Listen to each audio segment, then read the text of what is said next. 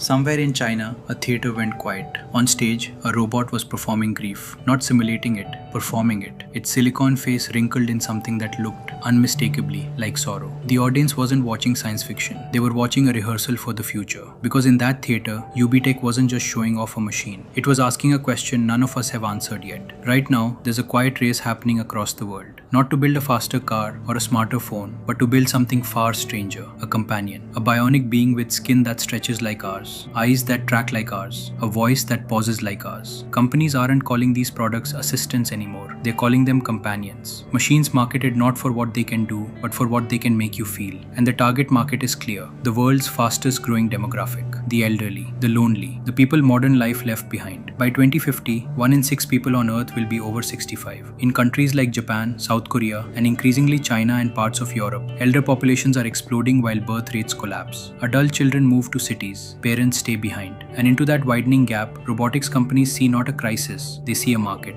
But look closer at that stage in the UBTech performance. Look past the flawless expressions, the graceful hands, the very human tilt of the head. The face is a silicone mask. The hand is a silicone glove. Underneath is motors, actuators, code. A machine trained to mimic warmth, not to feel it.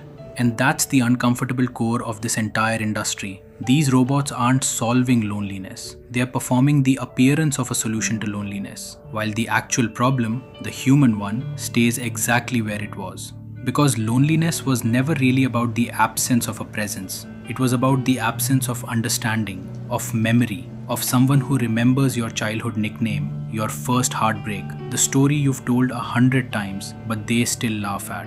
A robot can hold your hand, it cannot hold your history. And here's the quieter, harder truth. Elder populations today, especially in developed economies, are often wealthier than any generation before them. Decades of savings, pensions, property. But a companion robot isn't cheap. Prices for advanced humanoid units run into the tens of thousands of dollars, sometimes far more. So even as this technology promises comfort, it's already drawing a line. Those who can buy companionship and those who simply grow old, alone, unseen, unheard. We built machines to fight loneliness, and somehow we've made loneliness a luxury problem to solve, rather than a human problem to prevent. But maybe the robot isn't really the story. Maybe it's just a mirror. Because here's what should actually keep us up at night. We call ourselves the most connected generation in human history. Every person reachable in a second. Every family group chatted, tagged, notified. And yet, we are lonelier than any generation before us. Parents eat dinner alone while their children are in the next city or the next country. Grandchildren know their grandparents through video calls that last 4 minutes. Family that once lived under one roof now lives in 4 different time zones, connected by Wi-Fi and disconnected by everything else. We didn't lose the technology to stay close. We lost the habit of it. Somewhere between career ambition, individualism, and convenience, checking in replaced showing up.